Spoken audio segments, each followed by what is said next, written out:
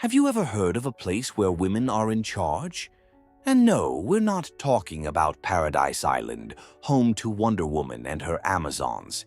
This place really exists, and it's located in China, in a very different society from what we're used to. Today, Bello Mundo is going to take you to meet the Mosuo, a group where women are the bosses, marriage is a thing of the past, and the girls are given a private room to have relationships with whomever they want, with no strings attached. Quite a curious world, don't you think? But is this life as good for women as it seems? Why don't they get married, and how do the men cope? Stick around, because you'll find out the answers to all these questions now. And before we start, you already know, right? Subscribe to the channel, leave a like, and share it with your friends so you don't miss out on any amazing content. Number 1. Location of the Mosuo people. The Mosuo are a unique community of around 40,000 people who live between the provinces of Yunnan and Sichuan in China. The interesting thing is that, while the world around them follows a patriarchal pattern, they keep a matriarchal society alive. They are located on the shores of the beautiful Lugu Lake, in a place known as the Kingdom of Women. Here, inheritance passes from mother to daughter, preserving a strong matrilineal tradition, where the line of descent is always through the mother, and matrilocal, where after marriage the children continue to live in the mother's house, and the husband is obliged to live in the mother-in-law's house. This region is very isolated, which has helped to keep cultural traditions intact over the centuries. To get there, the journey isn't the easiest. Winding roads and limited infrastructure are part of the package, but this also contributes to the charm and preservation of the Mosuo culture. The region, which lies close to the border with Tibet, also reflects Tibetan influences in its culture. Number 2. Daily life. Mosuo life is closely tied to the land, as they are primarily an agrarian culture. Daily life revolves around growing grain, potatoes, and caring for livestock. Yaks, buffalo, sheep, goats, and poultry are all part of the routine. When it comes to food, they are practically self-sufficient, raising everything they need to live. Meat, for example, is essential in their diet, but as they don't have refrigeration, most of it is salted or smoked to make it last longer. They are even famous for a delicacy, preserved pork, which can be kept for more than 10 years. In the villages, the economy is more based on the exchange of goods. People trade what they need directly with each other, but as interaction with the outside world increases, the use of money also starts to become more common. However, incomes there are still quite low, ranging from $150 to $200 a year, approximately between 800 and 1,000 Ries, which makes it difficult to cover larger expenses such as education and travel. A very popular tradition among them is sulima, a local alcoholic drink similar to strong wine. They drink it all the time, especially at parties and ceremonies, and it is always offered to visitors as a gesture of hospitality. The houses are also quite different from what we're used to. They have a square shape, with 4 rectangular structures surrounding a central courtyard. Inside the house, humans and animals live together, and the second floor is mainly dedicated to them. The second floor also houses the kitchen and living room. On the second floor are the women's private rooms, while the rest of the family sleeps in communal spaces. Electricity is a novelty in Mosuo's communities, and many villages still don't have access to it. Piped water. It's also rare, and families rely on wells or streams for their water supply. For those used to modern facilities, living in a village like this can be a very different experience. Number 3. Religion. As we mentioned earlier, this region is close to the Tibetan border, and the Mosuo culture shares some Tibetan influences, especially when it comes to religion. The Mosuo follow two main religions, Tibetan Buddhism and the ancient animist religion called Daba. Each has its role in the life of the community, with Buddhism being more present in everyday life and the Daba reserved for special ceremonies. Tibetan Buddhism is visible in every corner. The prayer flags, the wheels in women's hands, and the presence of monks in the villages reinforce its importance.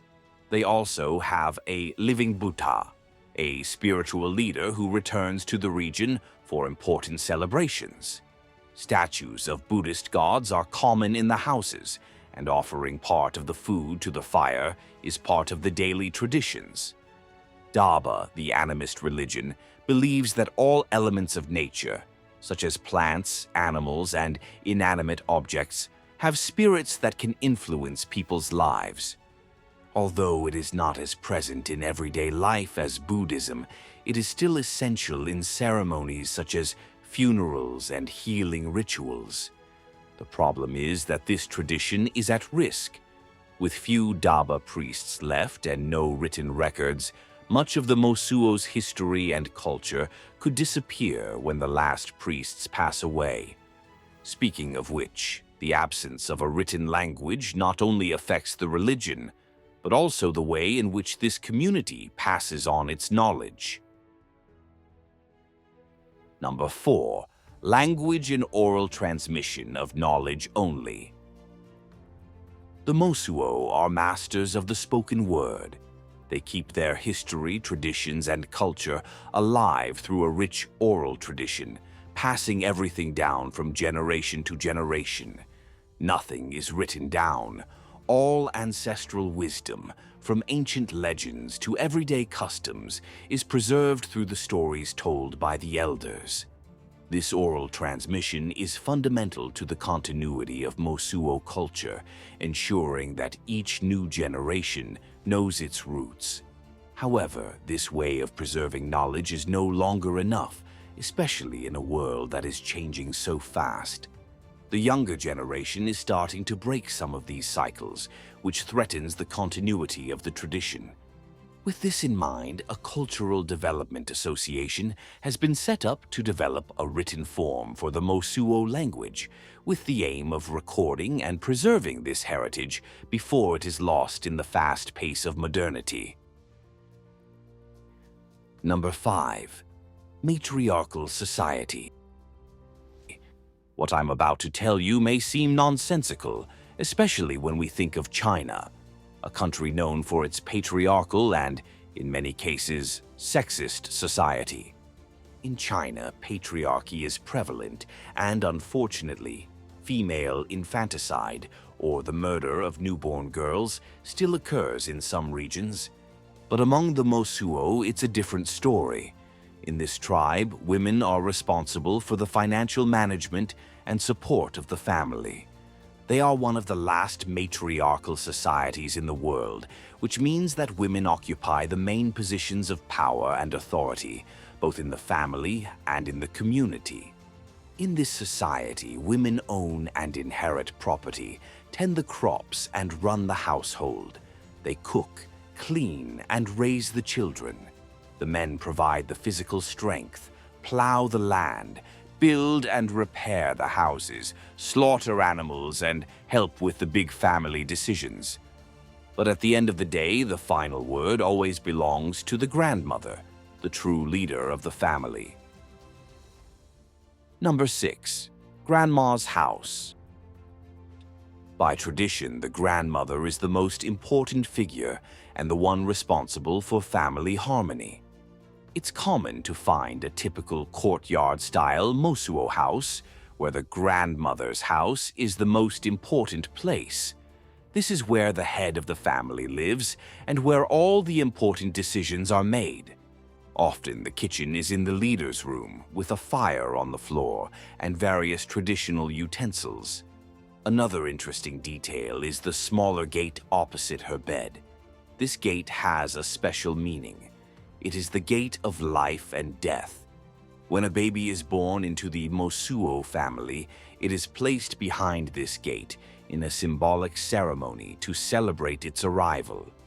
Similarly, when an elderly person passes away, their body is placed behind the gate for a day or two.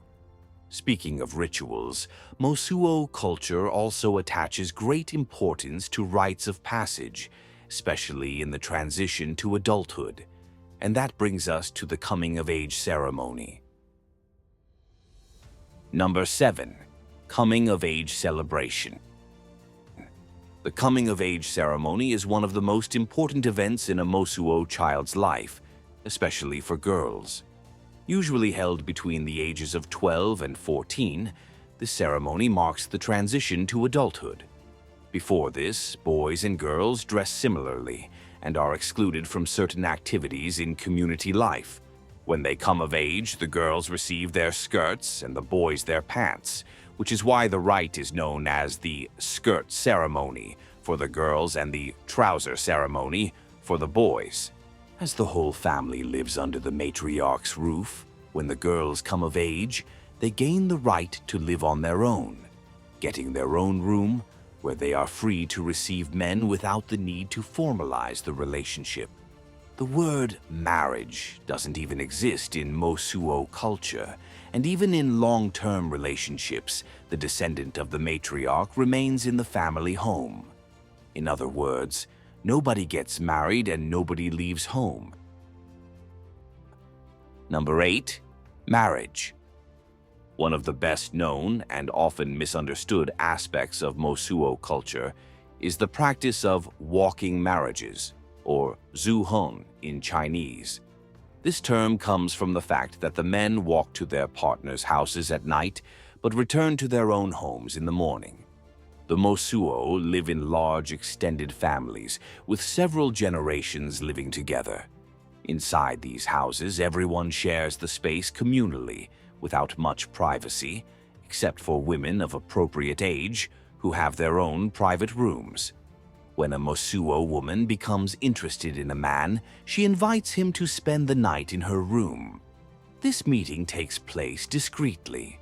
The man arrives after dark and returns to his home at dawn, giving rise to the name walking marriage. Although women have the freedom to change partners whenever they want, the majority maintain long-term relationships, which many anthropologists call serial monogamy. Some of these unions can even last a lifetime. Even in long-term relationships, the partners don't live together. The man continues to live with his family, and the woman with hers, without sharing property or financial responsibilities. A dream for some, isn't it? Let us know in the comments what you think of this type of relationship. Number 9. Children. If this type of relationship surprised you, just wait until you hear about the children. When a child is born, the father may have little or no direct responsibility for it. In some cases, the children don't even know who their father is. If a man wishes to participate in the upbringing of his children, he brings gifts to the mother's family and declares his intention to get involved. This gives him a certain status within the mother's family, but he will never be considered an integral part of the woman's family. Regardless, the child is raised by the mother's family and bears the mother's surname. This doesn't mean that men don't have responsibilities. They are responsible for the children of their own lineage, i.e., the children of their sisters, aunts, and other female relatives. Thus, men play an important role in raising their nephews, since the family structure is largely collective. This family model provides great stability. There are no worries about divorce, child custody, or division of assets, as each person remains connected to their family of origin. And since the children don't leave home, there is no preference for male children, which is common in other cultures. And if a Mosuo family can't have children, or has only boys, the solution is simple: adoption. Number 10. Adoptions. When a family is unable to find a female successor, it is common for them to formally adopt a child, often from close relatives such as maternal cousins. This ensures that when the current matriarch passes away, the new adoptee takes on the role of family leader. And the most interesting thing, she and her descendants are now recognized as an integral part of the family genealogy, with all the rights and duties. For the Mosuo, lineage is not just about blood, but about the house itself. Living under the same roof creates bonds as strong as those of kinship. Adopting someone is a way of ensuring that the family remains strong and united. Whether it's to balance the number of men and women, support a family that has become too small, or care for an orphaned child, adoption is seen as an opportunity to keep the family's heart beating. And once adopted, the person is treated as if they had always been part of the home. They share the history, traditions, and heritage on an equal footing with all the other members. For the Mosuo, what matters is not so much where you come from, but where you're going, and with whom you're going to walk that path.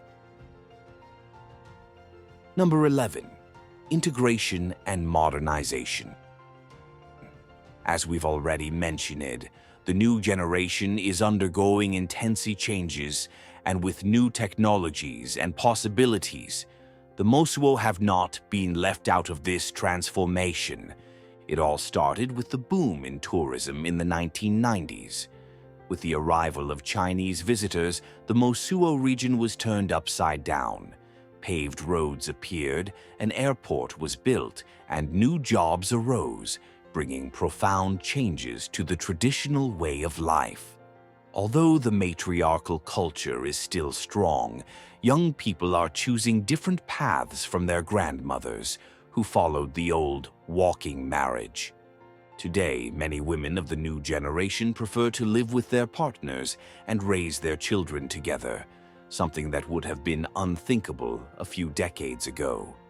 These changes go beyond family life. Tourism has opened doors that didn't even exist before.